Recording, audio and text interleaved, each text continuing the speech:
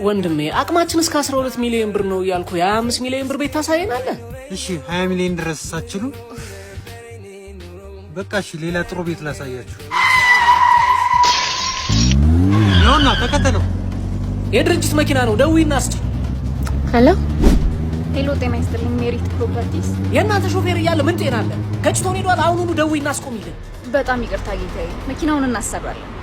ያው 4040 ካሬ ላይ ያረፈው ሌክዠሪ አፓርትመንታችንን በ3 አመት ጊዜ ውስጥ ጨርሰን ለማስረከብ ሩጫ ላይ ስለሆነ ይሆናል ሹፌራችን ያስተዋሉ። ታዲያ ያገባኛል? ምናልባት ዋጋውን ስነግሮት ሊያገባው ይችላል።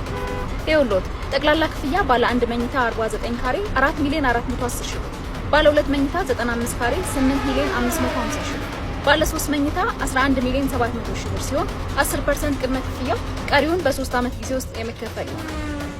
አያገባኝም፣ አስቁሚው አሁን። ጂም፣ ስፓ፣ 24/7 ጀነሬተር እና ሲሲቲቪ፣ የመኪና ቻርጅ ማድረጊያና የከርሰ ምድር ውሃ ያለው አፓርትመንት፣ ለዛውም ቦታው ከፍተኛ የመንግስትና የግል ተቋማት እንዲሁም ትምህርት ቤቶች ያሉበት፣ በአራቱ ማዕዘንም ውብ የሆነ እይታን ከበቂ ጥበቃ ጋር የተላበሰ ፒያሳ ላይ ስለሚገነባው አፓርትመንት እኮ ነው የምነግሮት። ታስቆሚዋለሽ አታስቆሚውም? አሁን እሺ፣ ግን 2 ቤዝመንት እና ግራውንድ ያለው ባለ 17 ወለል አፓርትመንት እስከ 4ኛ ወለል ደረጃውን የጠበቀ ነው።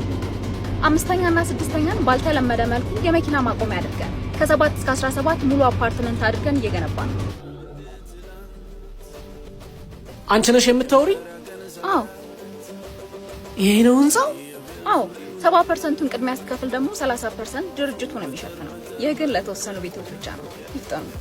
መኪናቸውን ገጭተን የመጣው ይቅርታ ጠይቀህ አሰራ። የት? በጣም ይቅርታ፣ ስራ ላይ ስዋከብ ይሆናል። ምን አላየውም ለማለት ነው? በሉ ነው ያኛውን ቤት ላሳያችሁ። ውይ አገኘን እኮ። አንተ ነህ ጉድ የሰራ።